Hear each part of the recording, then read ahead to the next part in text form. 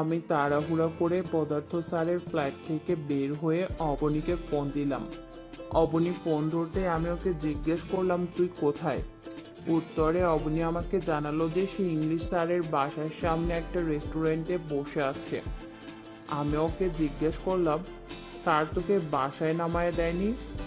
অবনী আমাকে বলল, স্যার নামিয়ে দিতে চেয়েছিল, কিন্তু আমি এখন বাসায় যেতে পারবো না, তাই রাস্তায় নেমে গেছি।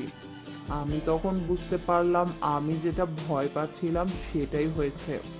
আমি অবনীকে ওখানেই থাকতে বলে একটা রিক্সা ডেকে রেস্টুরেন্টের দিকে রওনা দিলাম। রেস্টুরেন্টে পৌঁছে আমি দেখলাম অবনী একটা কোনায় চুপচাপ বসে আছে। দেখেই বোঝা যাচ্ছে ও একটু কষ্টে আছে।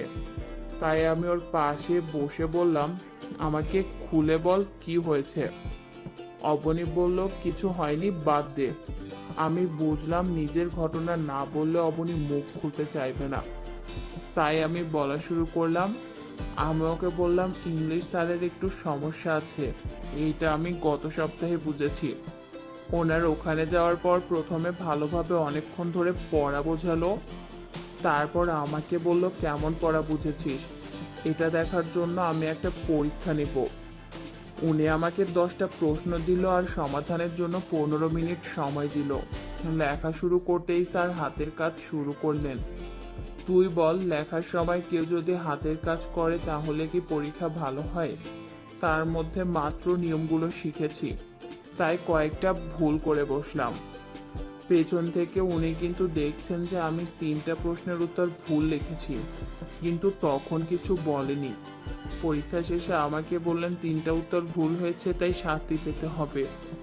উনি এক সময় আমার মাথার কাছে এসে দাঁড়ালেন, তারপর কিছুক্ষণ কাজ করতে করতে শাস্তির নিয়ম ব্যাখ্যা করলেন।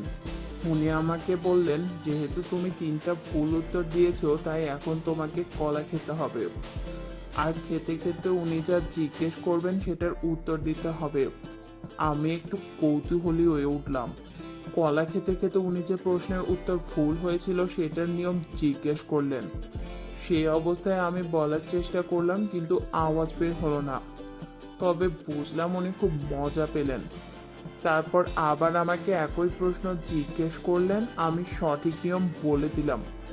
উনি খুশিতে আদর করে বললেন, এবার পুরস্কার নে, বলেই দিয়ে দই ঢেলে দিলেন। তারপর বললেন, এবার দ্বিতীয় ভুলের শাস্তি, আরো 2টা খেতে হবে। শাস্তি শেষে ইচ্ছা মতো লাগিয়ে দিয়ে তারপর আমাকে ছেড়ে দিলেন। আমার কথা শুনে অবনী কিছুটা আশ্বস্ত হয়েছে বুঝে আমি অবনীর আরেকটু কাছে গিয়ে বললাম, দেখ অবনী, আমি জানি তুই একদমই খেতে পারিস না। আমাকে অঙ্ক স্যার আর পদার্থ স্যার দুজনেই একই কথা বলেছে।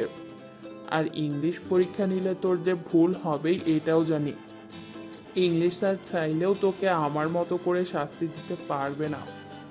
তাহলে নিশ্চয়ই অন্য কিছু করেছে, সেটা কি আমাকে খুলে বল, আমি তোকে সাহায্য করব। আমার কথায় অবনীর মন গলল। তারপর সে ঘটনাটা আমার কাছে খুলে বলল।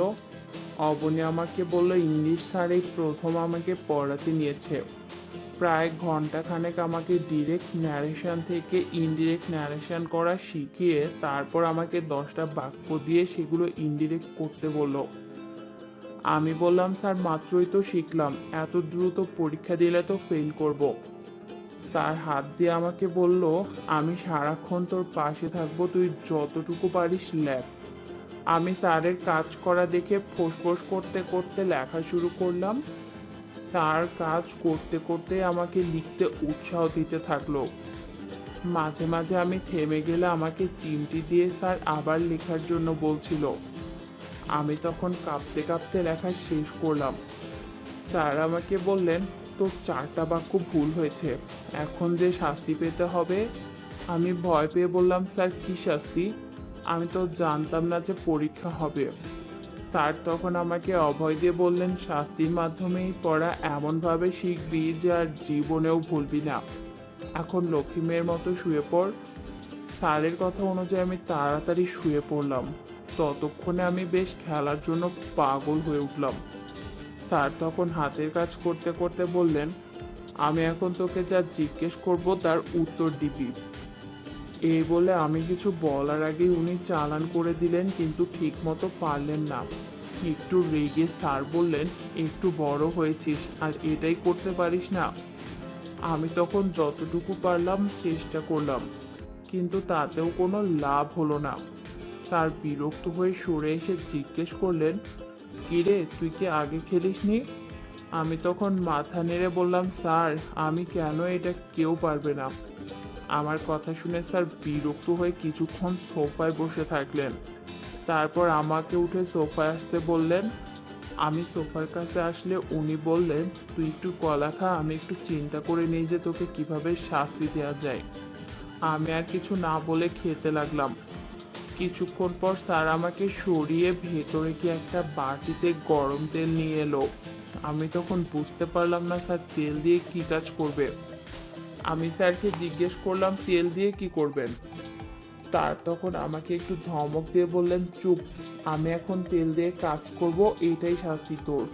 বলে তেল চপচপে করে দিয়ে কাজ শুরু করে দিলেন। আমি একটু ব্যথা পেলাম, কিন্তু স্যার সেটার তোয়াক্কা না করে জিজ্ঞেস করলেন, ইনডিরেক্ট করতে হলে দুইটা বাক্যের মধ্যে অবশ্যই কি লাগবে? আমি চিৎকার করে বললাম, দ্যাট। স্যার সন্তুষ্ট হয়ে আবার আমাকে একই প্রশ্ন করলেন। আমি হাঁপাতে হাঁপাতে আবার একই উত্তর দিলাম। স্যার খুশি হয়ে বললেন, এবার পুরস্কার নেন। বলেই পুরো দমে খেলা শুরু করে নিলেন। না লাগায় আমি এবার আর খুব একটা আপত্তি করলাম না। কিছুক্ষণ খেলে আবার আমাকে একটা প্রশ্ন করলেন। আমি আবারও সঠিক উত্তর দিলাম।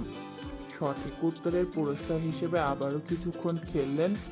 এভাবে 4টা প্রশ্ন ভুলের জন্য 4বার শাস্তি দিয়ে তারপর স্যার আমাকে নিয়ে ভালো মতো খেলে ছেড়ে দিলেন। এই অদ্ভুত ক্রিয়ায় আমিও বেশ হাঁপাচ্ছিলাম তখন। স্যার আমাকে রেখে বাথরুমে গেলেন। বাথরুম থেকে এসে দেখলেন আমি ওইভাবেই সোফায় শুয়ে আছি। উনি আমার পাশে বসে বললেন, বেশি ব্যথা পেয়েছিস নাকি? আমি বললাম, শুয়ে থাকলে সমস্যা নাই, হাঁটতে গেলে একটু ব্যথা করছে স্যার। আমার কথা শুনে স্যার একটা ব্যাহত ওষুধ খেতে দিয়ে আমাকে বললেন, চিন্তা করিস না, সন্ধ্যার মধ্যে ঠিক হয়ে যাবে। তারপর বললেন, তুই কিন্তু সবগুলো ন্যারেশনের নিয়ম খুব সুন্দর মতো শিখে গেছিস। একদিনে এত নিয়ম শেখা কিন্তু বিশাল ব্যাপার। আমি নিয়ম শিখে বেশ আনন্দ পেলেও না বলে এরকম করার কারণে স্যারের উপর বিরক্ত ছিলাম। আমি বাসায় চলে যেতে চাচ্ছিলাম, তাই আমি স্যারকে বললাম, আপনি যেভাবে শেখান সেভাবে না শেখাই ভালো। স্যার আমার কথা শুনে বুঝতে পারলো আমি তার উপর রাগ করেছি। এভাবে করা ঠিক হয়নি। একবার ভাবলেন আজকে ছেড়ে দেওয়াটাই উচিত কাজ হবে। কিন্তু কি মনে করে স্যার আমাকে ধরে কাছে এনে বললেন, এত ভালো পড়াশোনা করলি, এখন যদি তোকে এর উপযুক্ত পুরস্কার না দিই তাহলে তো শিক্ষক হিসেবে আমার সম্মান থাকবে না। আমি স্যারকে জিজ্ঞেস করলাম, কি পুরস্কার স্যার? স্যার একটু কপট অভিমান করে চিমটি দিয়ে বলল, তার আগে আমি যে এত পড়ালাম, আমার বেতন দিবি না? আমিও পাল্টা অভিমান দেখিয়ে বললাম, আপনি যা করেছেন এরপর আর কি চান? স্যার আমাকে বলল, একবারও খেলাম না, আমাকে একটু খাওয়াবি না? আমি বুঝতে পারলাম স্যার না খেয়ে ছাড়বে না, তাই আমি অনিচ্ছা সত্ত্বেও স্যারকে ডাব খেতে দিলাম। ও আমাকে বলল, খেতে আর খাওয়াতে আমারও বেশ ভালো লাগে, কিন্তু আগে থেকে বললে আমি একটু প্রস্তুত হতে পারতাম। তাই আমি রাগ করেই বাসা পর্যন্ত না গিয়ে একটা রেস্টুরেন্টে নেমে পড়লাম। তাছাড়া ব্যথা কমলে একবারে যাব ভেবে অপেক্ষা করার সিদ্ধান্ত নিলাম। আমি অবনীর সব কথা শুনে বললাম, স্যার এটা ঠিক করেনি, আমাদের প্রকল্পে পেছনে খেলা নিষেধ, এটা আমি বড় আপুদের কাছে শুনেছি, এইটা ম্যাডামকে বলা দরকার। অবনীও মাথা নেড়ে সম্মতি জানালো। তারপর বলল, আমার খারাপ লাগেনি, কিন্তু নিয়মের বাইরে হলে ম্যাডামকে জানানো দরকার। অবনীর খারাপ লাগেনি জেনে আমি ওকে বললাম, লোকটা সাহস দেখ, একে তো একটা নিয়মের বাইরে কাজ করেছে, কোথায় তোকে আগেই বাসায় পাঠায় দিবে না, উনি আবার লাগালো, মানে কেমন যেন। অবনীও হেসে বলল, আসলেই উনি বুঝতে পারছিল যে আমি একটু মন খারাপ করেছি, কিন্তু সেটার তোয়াক্কা না করে আবারও কাজ করলো, তবে ভালোই হয়েছে, পরের বার মজাই পেয়েছি। আমি অবনীর কথা শুনে ওর গালে চিমটি কেটে বললাম, তোর তো সবই মজা লাগে, এখন বাসায় চল, রেস্ট নে, কালকে ম্যাডামকে সব বলতে হবে। তারপর দুই বান্ধবী বাসার উদ্দেশ্যে রওনা দিলাম।